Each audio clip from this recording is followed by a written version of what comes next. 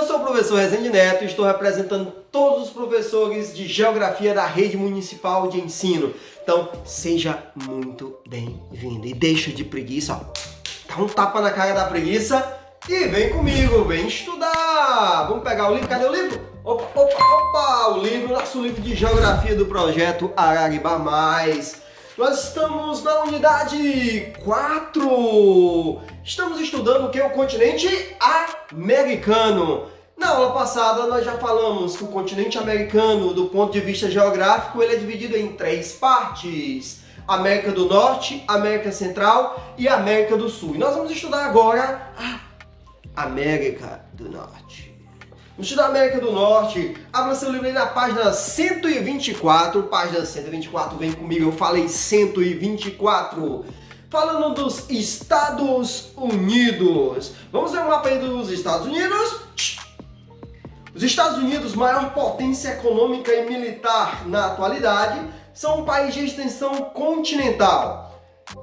São o terceiro maior território do mundo, pessoal, incluindo os estados situados em território não contínuo, o Alasca e o Havaí. O Alasca está no noroeste do Canadá e o Havaí está no arquipélago localizado no Pacífico. Limitado ao norte pelo Canadá e ao sul pelo México, o país é banhado pelos oceanos Atlântico na costa leste e Pacífico na costa oeste, e glacial ártico no Alasca, como pode ser observado no mapa aí no seu livro e também no que o mapa que eu estou mostrando aqui na tela. Do ponto de vista físico, o território continental dos Estados Unidos pode ser dividido em 4 grandes unidades. A leste, o relevo apresenta planaltos desgastados, como os Montes Apalaches. A oeste estão as cordilheiras resultantes de desdobramentos, ou melhor, de dobramentos modernos, são as montanhas rochosas. No centro encontram-se as planícies centrais e no litoral do Atlântico localiza-se a planície costeira formada por terrenos sedimentares. Vem pra cá, vem pra cá. Na página 132, formação territorial dos Estados Unidos, acompanha comigo. Atualmente o território dos Estados Unidos está dividido em 50 estados. 2 deles não estão em terras contínuas, o Alasca e o Havaí. Esse espaço territorial se consolidou após o processo de colonização empenhado pelos europeus a partir do século XVI, culminando na formação das 13 colônias inglesas da América do Norte, consideradas o princípio do que viriam a ser os Estados Unidos. As 13 colônias, representadas aqui no mapa, como você vê, tiveram diferentes processos de ocupação do território, atividades econômicas e relações com a Inglaterra. No entanto, elas se uniram e aprovaram a Declaração da Independência no dia 4 de julho de 1776. As colônias do Norte. Nas regiões que correspondem ao norte e ao centro da costa leste, desenvolveram-se colônias baseadas em pequenas e médias propriedades agrícolas policultoras, nos quais predominava o trabalho livre e assalariado. A produção dessas colônias era voltada para o mercado interno. Essas terras não possuíam jazidas de ouro nem prata por estarem situadas em áreas de clima temperado. Nelas não podiam ser cultivadas gêneros tropicais valorizados na Europa. Com isso, sua colonização acabou por atender às necessidades da própria região, que alcançou certa autonomia econômica em relação à Inglaterra, podendo negociar o excedente, ou seja, aquilo que sobrava da produção, com outras regiões. E na parte sul do país, lembrando que a parte norte, bem mais desenvolvida que a parte sul. No sul se estabeleceram colônias baseadas em grandes propriedades agrícolas monocultoras e no trabalho realizado pelos escravos. A produção era voltada para o mercado externo, com características semelhantes às da colonização no Brasil. Página 135, acompanha comigo. A expansão territorial para o oeste. A política externa dos Estados Unidos passou a endurecer ainda mais, adquirindo um caráter expansionista em 1845. A partir de então, foi incentivada a conquista de terras para o oeste do país, visando chegar até o Oceano Pacífico. Os políticos e a imprensa justificavam a expansão recorrendo à doutrina chamada Destino Manifesto. Segundo essa doutrina ideológica, os estadunidenses seriam um povo eleito, com a missão moral de se apropriar de terras do Oeste e de outras regiões da América. A expansão territorial dos Estados Unidos para o Oeste foi muito rápida e envolveu o quê? Compra de terras da França e da Espanha, tratados com a Inglaterra, guerras com o México, que saiu bastante prejudicado, pois acabou perdendo uma extensa área que vai do Texas à Califórnia. Aqui no mapa a gente pode observar essa expansão territorial de 1803 a 1853. Página 137, acompanha comigo, deixa de preguiça, acompanha comigo, ó, e aproveita, se inscreve no canal e deixa aquele like legal. Presença mundial. Com grande potência econômica e militar, os Estados Unidos marcam presença em diversas partes do mundo por meio de empresas transnacionais, bases militares e de sua frota marinha estacionada em todos os oceanos, com o objetivo de defender seus interesses econômicos e estratégicos e conservar suas áreas de influências. Os Estados Unidos têm grande poder de decisão nas questões políticas atuais e exercem forte influência sobre instituições internacionais como a ONU, Organização das Nações Unidas, e a OTAN, Organização do Tratado do Atlântico Norte. A OTAN é uma organização militar criada em 1949 pelos Estados Unidos e pelas principais potências europeias com o objetivo de combater possíveis agressões de países socialistas sob a liderança da União Soviética durante a Guerra Fria. Atualmente também fazem parte da OTAN alguns países ex-socialistas que estiveram sob a influência soviética. Na página 143, Canadá. Uma das características marcantes do Canadá é a desproporção entre a sua população de 34 milhões de habitantes e o tamanho do seu território, que é o menor da América e o segundo maior do mundo.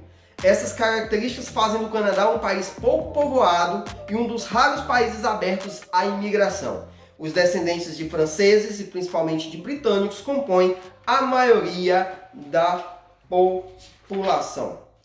Ao longo da fronteira com os Estados Unidos, onde as condições climáticas são mais amenas, encontra a maior concentração populacional canadense. As áreas mais densamente povoadas reúnem cerca de 62% da população sobre a região dos Grandes Lagos e o Vale do Rio São Lourenço. Nesses locais, as densidades demográficas ultrapassam 200 habitantes por quilômetro quadrado. As cidades mais populosas são Toronto, Montreal, Quebec e Ottawa, que é a capital do país. O norte do território canadense, onde ocorrem os climas mais frios, é muito pouco povoado e a densidade demográfica chega a ser inferior a 1 habitante por quilômetro quadrado. Na página 145, podemos destacar o movimento separatista de Quebec, né? Vamos ver o que diz aqui, ó. Acompanha comigo. A colonização francesa no Canadá teve por núcleo o Vale do Rio São Lourenço, onde foram fundadas as cidades de Quebec e Montreal. Em 1763, depois de vários conflitos com os ingleses, os territórios ocupados pela França foram cedidos à Inglaterra, mas os francos canadenses, concentrados no território de Quebec, conservaram direitos diversos, entre os quais o de manter as leis já existentes e a liberdade de idioma e de religião. Em 1969, os separatistas da província de Quebec obtiveram o reconhecimento e a oficialização da língua francesa em todo o Canadá. Em 1980 foi realizado um plebiscito, uma votação popular, para julgar a separação de Quebec, mas a maioria da população local se posicionou a favor da permanência da província na Federação Canadense. Em 1987, um acordo firmado entre o governo canadense e os separatistas concedeu maior autonomia política e econômica a Quebec. Um novo plebiscito foi realizado em 1995 e o não à separação de Quebec venceu por uma pequena margem de votos. Saindo do Canadá, indo para o México. O México, a população mexicana, ela distribui de forma irregular na região.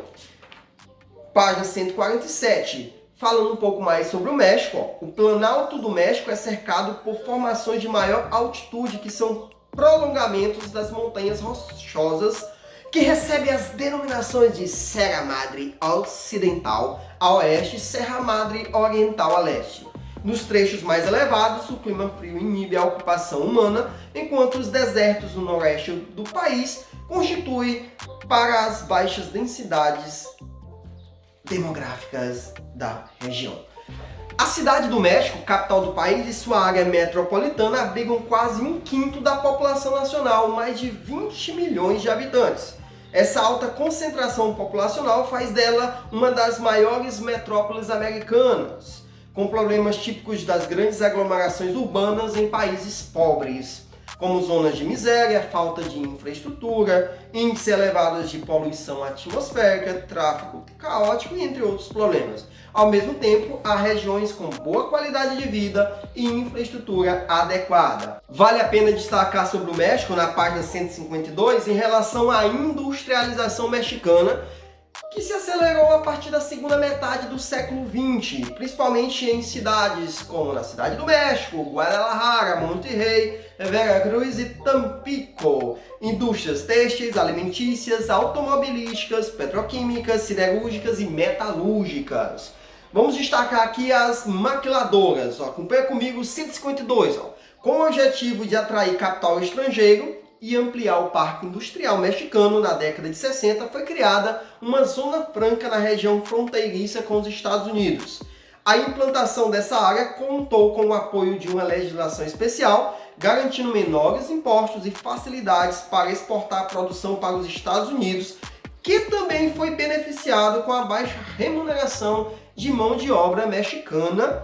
Esse processo deu origem a um modelo de unidade fabril conhecido como indústria maquiladora. Essas indústrias recebem peças fabricadas nos Estados Unidos e finalizam a montagem do produto em solo mexicano.